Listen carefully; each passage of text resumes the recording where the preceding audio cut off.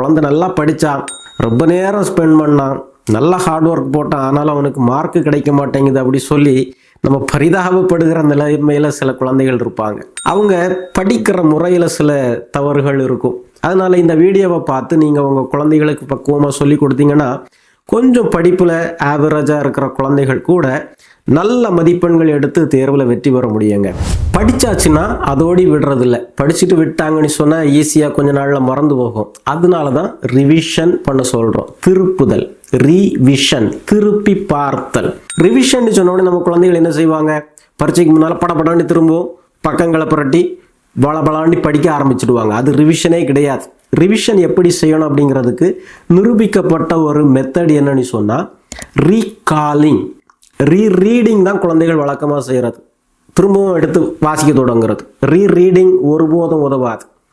Recalling தான் ரொம்ப முக்கியம். ரீகாலிங் என்ன செய்கிறது, நினைவுபடுத்துறதுனா என்ன? புத்தகத்தை மூடணுங்க, புத்தகத்தை பார்க்கவே கூடாது. குழந்தைகள் கண்ணை மூடிட்டு உட்கார்ந்து ஒரு கேள்வியை மனதில் நினச்சி அல்லது சில கேள்விகளை அவங்க துண்டுகளாக எழுதி குலுக்கி போட்டுக்கலாம். குலுக்கி போட்டுட்டு ஒரு துண்டை எடுக்கிறாங்க, கேள்வியை பார்க்குறாங்க, மூடுறாங்க. இப்போது அதை அப்படியே மனதில் நினச்சி பார்க்குறாங்க. எப்படி தொடங்குது, அந்த எந்த பாடத்தில் வருது, எந்த தலைப்பு கீழே வருது, ஓகே இதுதான் கேள்வி, எனக்கு ஞாபகம் வருதா, படித்தது ஞாபகம் வருதா, எழுதுனது ஞாபகம் வருதா, அந்த கேள்விக்கு கீழே என்னென்ன சூத்திரங்கள் வருது, என்னென்ன டயக்ராம் வருது, அப்படி அவங்களுடைய கற்பனையில் அதை ரீகால் பண்ணுறது ரொம்ப முக்கியம். ஏன்னா பரீட்சையில் போய் அந்த கொஸ்டின் பேப்பரை பார்த்த உடனே அவங்க புத்தகத்தை பார்த்து அவங்க எழுத முடியாதே, இங்கேருந்து தானே அவங்க எடுக்கணும். அப்போ இந்த பயிற்சியை அவங்க வீட்டில் நிதானமாக பரீட்சைக்கு முன்னால் ஃப்ரீயாக இருக்கும்போது பண்ணாமல் திடீர்னு நினைக்கும் போது அது எப்படி வரும், ஒருவேளை பிளாக் ஆகிடுச்சுன்னு வைங்க, வேர்த்து விறுவிறுத்து பரீட்சையை எழுதிக்கிட மாட்டாங்க. அதனால இந்த ரீகாலிங் அவங்க ஒவ்வொரு நாளும் பண்ணணுங்க. அந்த நாள் முழுவதும் படித்ததை கடைசி 1 மணி நேரம் அவங்க இந்த மாதிரி ஒரு ப்ராக்டிஸ் செய்து பார்க்கணும். ஒரு வார கடைசியில் சனி ஞாயிறு இந்த ரீகாலிங்காகவே அவங்க ஒதுக்கணும். சும்மா படிச்சுக்கிட்டு இருக்கக்கூடாது. வாரம் முழுவதும் படிப்பு, மாதம் முழுவதும் படிப்புனா எவ்வளவு அவங்களுடைய மனதில் தங்கி இருக்குது அப்படிங்கிறத அவங்க சோதிச்சு பார்க்கணுமா இல்லையா? குழந்தை படித்து முடிச்சிடுச்சு, ஆனால் இப்போ மூளைக்கு அது ஆர்டர் போடுது, நீ ஞாபகம் வச்சிருக்கியா இல்லையா அப்படின்ட்டு ஒரு மாஸ்டர் போல் அந்த மூளைக்கு ஆர்டர் போடுது, இந்த கேள்வியை எனக்கு கொண்டு வா அப்படி சொல்லிட்டு கண்ணை மூடும்போது அந்த மூளை அதை கொண்டு காமிக்கணும். காமிக்கலன்னு சொன்னால் திரும்ப அந்த குழந்தை என்ன செய்யுது, படித்து மூளையில் அந்த மறந்து போன பகுதிகளை பேட்சப் ஒர்க் பண்ணுது. சரி, இன்னைக்கு ரீகால் பண்ணுறது 1 வாரம் கழிச்சு ஞாபகம் இருக்கும் அப்படின்னா சந்தேகம். அதனால தான் அடுத்தது ஒரு முக்கியமான டிப் வருதுங்க, முக்கியமான ஒரு technique, scientifically proven technique, spaced repetition. இடைவெளி விட்டு விட்டு சில டைம்ஸ் கொடுத்து அதை ரிப்பீட் பண்ணி பார்க்குறது, இல்லை ரீகால் பண்ணி பார்க்குறது. நமக்கு எப்படி மனதில் சில முக்கியமான கான்செப்டுகள், குறிப்பாக மனப்பாடம் பண்ணுற சில கான்செப்டுகள், சில சூத்திரங்களாக இருக்கலாம், அல்லது சில ஆண்டுகளாக இருக்கலாம், திரும்ப திரும்ப சொல்லும்போது தானே மனதில் பதியுது. ரெப்படிஷன். இந்த ரெப்படிஷனை உடனே செய்யாதுங்க, கொஞ்சம் ஸ்பேஸ் விட்டு செய்யுங்க அப்படி சொல்கிறாங்கங்க. ஒரு குழந்தை திரும்ப திரும்ப படித்து மனதில் பதிய வச்சுருக்கோம். பரீட்சைக்கு முன்னால் பரீட்சை ஹாலில் போய் ஞாபகப்படுத்தும் போது ஞாபகத்தில் வராது. என்ன பிரச்சனைனா அவங்க அந்த ஸ்பேஸ் விட்டு அந்த படித்த அந்த ஆண்டோ அல்லது ஒரு சூத்திரமோ நினைவுக்கு வருது அப்படிங்கிறத அவங்க செக் பண்ணலை. குழந்தைகள் ஒரு நாளில் 10 தடவை ரிப்பீட் பண்ணுறதுக்கும் இடைவெளி விட்டு ஒரு வாரத்தில் 5 தடவை ரிப்பீட் பண்ணுறதுக்கும் வித்தியாசம் உண்டுங்க. இப்போ நான் இன்னைக்கு காலையில் ஒரு ஃபார்முலா படிக்கிறேன், 10 மணிக்கு சொல்லி பார்க்குறேன், 12 மணிக்கு சொல்லி பார்க்குறேன், இப்படி நைட்டு வரைக்கும் 10 தடவை சொல்லி பார்க்குறேன். என் மனசில் ஞாபகம் இருக்குது. ஆனால் 1 வாரம் கழித்து கேட்டு பார்த்தீங்கன்னா மறந்துடும். ஏன்னா மூளைக்கு திரும்ப நான் அந்த ரீகால் பண்ணுறதுக்கான வேலையை கொடுக்கல.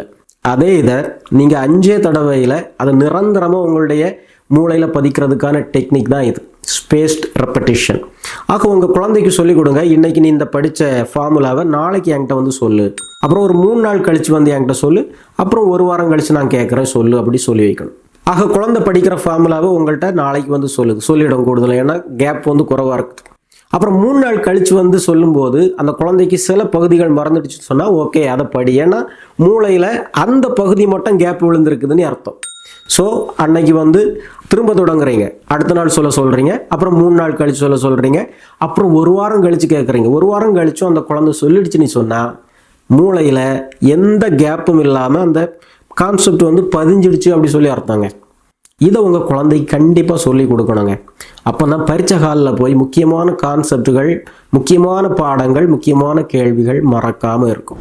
அடுத்தது படித்ததை நினைவில் வைக்கிறதுக்கும் நினைவில் இருக்கிறத திருப்பி பார்க்குறதுக்கும் இந்த ஃபைன்மேன் டெக்னிக் அப்படி சொல்லுவாங்கங்க. கற்றுக் கொடுக்கறதுனால நிறைய கற்றுக்குறோம் அப்படி சொல்லுவாங்க. குழந்தைகளை இந்த மெத்தடை பயன்படுத்த சொல்லுங்கள். ஒரு பாடம் முடித்த பிறகு நீங்கள் போய் உட்காந்து ஒரு குழந்தை போல் கேட்டுக்கிட்டே இருங்க. சரி, நீ இப்போ டீச்சர் என்கிட்ட படித்ததை சொல்லு. இப்போ புத்தகத்தை மூடிட்டு சொல்லணும், புத்தகத்தை பார்த்தல்ல. ஏன்னா தொடக்கத்தில் நீங்கள் புத்தகத்தை திறந்து அவங்கள விளக்க சொன்னீங்க. இப்போ எல்லாம் படித்து முடிச்சுட்டாங்க. படித்து முடிச்சதை அவங்களால சொல்ல முடியுதா அப்படிங்கிறத நீங்கள் இருந்து கவனிக்கிறீங்க. அந்த குழந்தை எழுதட்டும், பாட தலைப்பு எழுதட்டும், அடுத்தது முதல் தலைப்பு எழுதட்டும், எப்படி போகுது அப்படிங்கிறது. தலைப்பு மட்டும் எழுதுறது இல்லை, இப்போ விளக்கணும். ஆக அந்த குழந்தை ஒரு டீச்சர் போல் அந்த போர்டில் அந்த பாடம் முழுவதையும் வரிசையாக எழுதிடுச்சுன்னு சொன்னால், அந்த பாடத்துக்கான விளக்கம் சொல்லிடுச்சு அப்படி சொன்னால் அந்த குழந்தைக்கு கண்டிப்பாக அது மறந்து போகாதுங்க. அப்புறம் முக்கியமாக உங்கள் குழந்தைகளை மாடல் கொஸ்டின் பேப்பர்களை எழுதி பார்க்க சொல்லுங்க. ஒவ்வொரு பாடத்துக்கும் குறைந்தது 3 பேப்பராவது அவங்க எழுதி பார்க்கணும் பரீட்சைக்கு முன்னால். அப்படி அவங்க பரீட்சை எழுதும்போது வழக்கமாக பரீட்சைக்கு எத்தனை மணி நேரம் கொடுப்பாங்களோ அதே மணி நேரத்தை செட் பண்ணி எழுத விடுங்க. இது ஒரு ரெப்படிஷன், ஒரு ரிவிஷன். அவங்க படித்தது நினைவுபடுத்தி எழுதுறதுக்கான ஒரு வாய்ப்பு இருக்குது. அதுவும் கடைசி எக்ஸாம் இல்லை, இது வீட்டில் அவங்க கேஷுவலாக இருக்கும்போது எழுதுகிறாங்க. அதனால் ஒரு பதட்டம் இல்லாமல் நினைவுபடுத்தி அவங்க படித்ததை ஒரு ரிவைஸ் பண்ணுறதுக்கு, எழுதி பார்க்குறதுக்கு முக்கியமான ஒரு ப்ராக்டிஸாக இருக்கும். அப்படி எழுதி முடிச்சிட்டாங்கன்னா அவங்களுக்கு ஒரு பெரிய நம்பிக்கை வரும். என்னால் அந்த பரீட்சையை ஃபைனல் நாளில் எழுத முடியும் அப்படிங்கிற ஒரு நம்பிக்கை வரும். அப்புறம் திருத்தும் போது எங்கெங்கே கோட்டை விட்டுருக்குறாங்களோ அதை திரும்ப படிக்கிறதுக்கான ஒரு வாய்ப்பு இருக்கும். அவங்களுடைய கையெழுத்து திருந்தும். ஆக ஆல் த பெஸ்ட்டுங்க. குழந்தைக்கு இந்த நான் சொல்லித்தந்த இந்த டெக்னிக்களை பொறுமையாக சொல்லி கொடுங்க. கண்டிப்பாக எல்லா குழந்தைகளும் ஜெயிக்க முடியும். எல்லா குழந்தைகளும் நல்ல மதிப்பெண்கள் பெற முடியும். மீண்டும் ஒரு நல்ல வீடியோவில் சந்திப்போம். நன்றி.